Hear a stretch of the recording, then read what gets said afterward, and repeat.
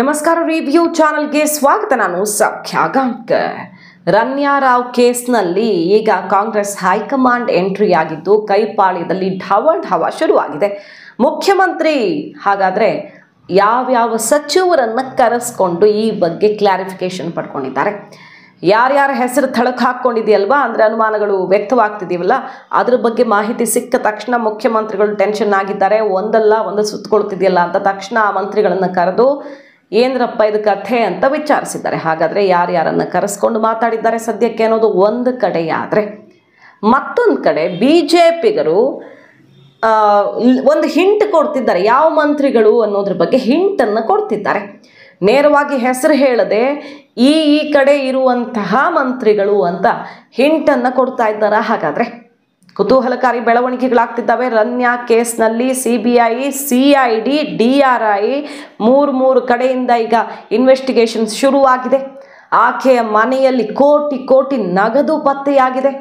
ಬೇರೆ ಬೇರೆ ಮಂತ್ರಿ ಮತ್ತು ಶಾಸಕರ ಲಿಂಕ್ ಸಿಕ್ತಿದ್ದು ಮಂತ್ರಿಯೊಬ್ಬರ ಮಗ ಈಕೆ ಜೊತೆ ಸೇರಿಕೊಂಡು ಬಿಸ್ನೆಸ್ ಪಾರ್ಟ್ನರ್ಶಿಪ್ ಕೂಡ ಎಲ್ಲ ನಡೀತಾ ಇತ್ತಾ. ಹಾಗಾದರೆ ಇದೆಲ್ಲವೂ ತೆರೆದುಕೊಳ್ತಿರೋದು.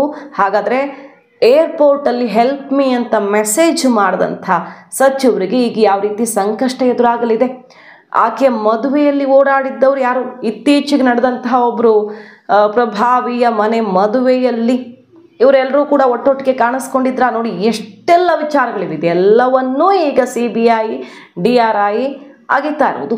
ಮಾಹಿತಿ ಮುಂದೆ ಇಡ್ತಾ ಹೋಗ್ತೀವಿ. ಮಿಸ್ ಮಾಡಿದ್ರೆ ನಮ್ಮ ಚಾನಲ್ನ ಸಬ್ಸ್ಕ್ರೈಬ್ ಮಾಡಿ, ನಿಮ್ಮ ಅಭಿಪ್ರಾಯ ಕಮೆಂಟ್ ಮಾಡಿ ತಿಳಿಸಿ. ಎಸ್ ವೀಕ್ಷಕರೇ, ಮೊದಲನೇದಾಗಿ ಸುರ್ಜೇವಾಲಾ ಅವರು ಮಾಹಿತಿ ತಗೊಂಡಿದ್ದಾರೆ. ಗರಂ ಆಗಿದೆ ಹೈಕಮಾಂಡ್. ಏನಿದು ಎಡವಟ್ಟು, ಮತ್ತೊಂದು ಅಂತ ಸರ್ಕಾರದ ಡ್ಯಾಮೇಜ್ ಆಗುವಂಥ, ಇಮೇಜ್ ಡ್ಯಾಮೇಜ್ ಆಗುವಂಥ ಕೆಲಸ ಆಗಬಾರ್ದು, ರಿಪೋರ್ಟ್ ಕೊಡಿ ಅಂತ ತಕ್ಷಣಕ್ಕೆ ಕೇಳಿದ್ದಾರೆ. ಅಷ್ಟೇ ಅಲ್ಲ, ಹೆಚ್ಚು ಕಡಿಮೆ ಆಗುವಂಥ ಪರಿಸ್ಥಿತಿ ಬಂದಿದ್ದೇ ಹೌದಾದರೆ ಅವರ ತಲೆದಂಡ ಫಿಕ್ಸ್ ಅಂತ ಹೇಳಲಾಗ್ತಾ ಇದೆ. ಈಗ ಸದ್ಯ ಆ ಟಾಸ್ಕನ್ನು DK ಶಿವಕುಮಾರ್ ಅವ್ರಿಗೂ ಕೊಟ್ಟಿದ್ದಾರೆ.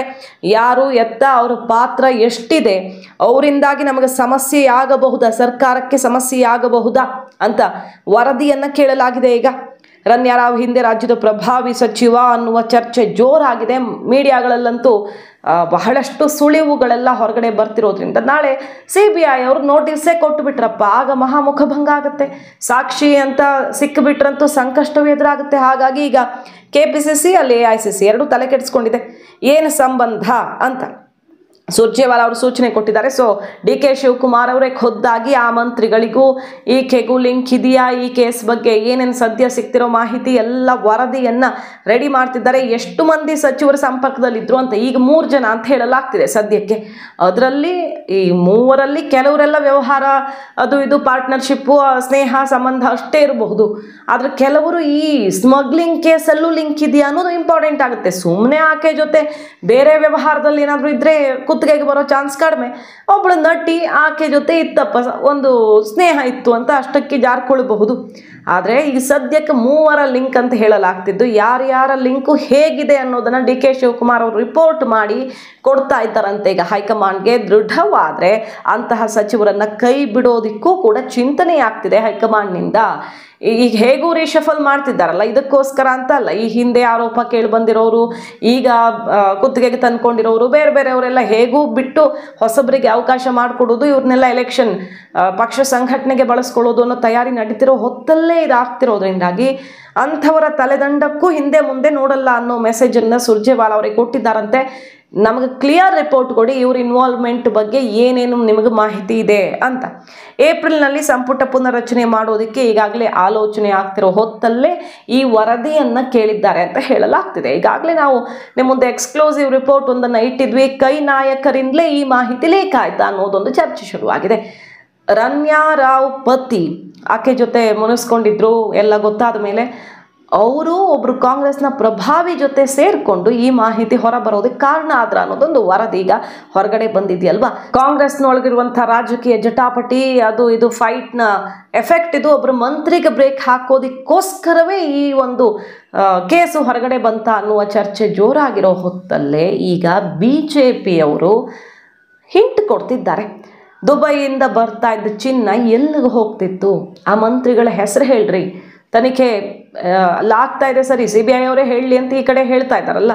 ಬಟ್ ಇದು ಸರ್ಕಾರಕ್ಕೆ ಸಂಬಂಧಪಟ್ಟದ್ದಾಗಿರೋದ್ರಿಂದ ಸೀರಿಯಸ್ ಆಗಿ ತಗೊಳ್ಬೇಕು, ಸಣ್ಣ ಕೇಸ್ ಅಲ್ಲ ಇದು ಅಂತ ಮುಗಿಬೀಳ್ತಾ ಇದ್ರು. ಸುನಿಲ್ ಕುಮಾರ್ ಅವರು ಒಂದು ಹೆಜ್ಜೆ ಮುಂದೆ ಹೋಗಿ ಏರಿಯಾಗಳ ಹೆಸರು ಹೇಳಿದ್ದಾರೆ.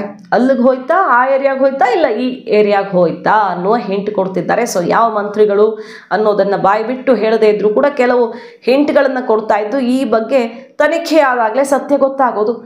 ಬಂದಿರೋದೆಲ್ಲ ಯಾವ ಕಡೆ ಹೋಯ್ತು, ಈ ಕೇಸು ಯಾವ ಕಡೆ ಕನೆಕ್ಟ್ ಆಗ್ತಿದೆ, ಚಾಮರಾಜಪೇಟೆ ಕಡೆ ಕನೆಕ್ಟ್ ಆಗ್ತಿದೆಯೋ ಅಥವಾ ಸದಾಶಿವನಗರ ಕಡೆ ಕನೆಕ್ಟ್ ಆಗ್ತಿದೆಯೋ, ವಿಧಾನಸೌಧದ ಮೊಗಸಾಲೆ ತನಕನೂ ಬಂದು ತಲುಪಿದೆಯೋ, ಇದು ಮೂರೂ ಕೂಡ ಗೊತ್ತಾಗಬೇಕು ಅಂತಿದ್ದಾರೆ.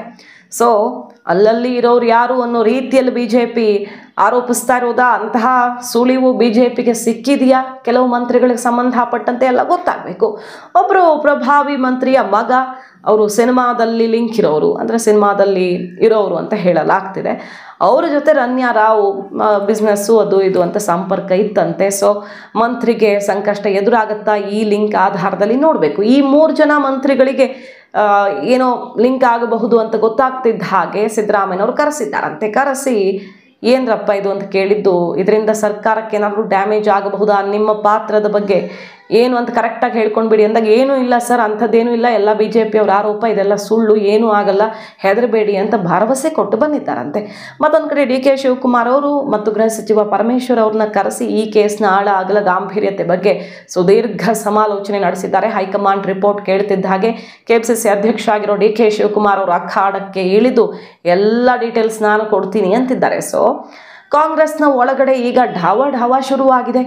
ನೆಕ್ಲೆಸ್, ಎಷ್ಟೋ ಕೋಟಿಗಟ್ಟಲೆ ಬೆಲೆ ಬಾಳುವ ವಜ್ರದ ನೆಕ್ಲೆಸನ್ನು ಗಿಫ್ಟ್ ಕೊಟ್ಟ ಪ್ರಭಾವಿ, ಹೆಲ್ಪ್ ಮೀ ಸರ್ ಅಂತ ಏರ್ಪೋರ್ಟಲ್ಲಿ ಇನ್ನೇನು ನನಗೆ ಸಂಕಷ್ಟ ಎದುರಾಗುತ್ತೆ ಅಂತ ಆಕೆ ಗೊತ್ತಾದ ತಕ್ಷಣ ಮೆಸೇಜ್ ಡ್ರಾಪ್ ಮಾಡಿರ್ತಾರೆ ಆ ಮಿನಿಸ್ಟ್ರಿಗೆ. ಸೊ ಆ ಮಿನಿಸ್ಟ್ರಿಗೂ ಕೂಡ ಈಗ ಕಾಲ್ ಹೋಗುತ್ತೆ, ವಿಚಾರಣೆನ ಎದುರಿಸಲೇಬೇಕಾಗತ್ತೆ.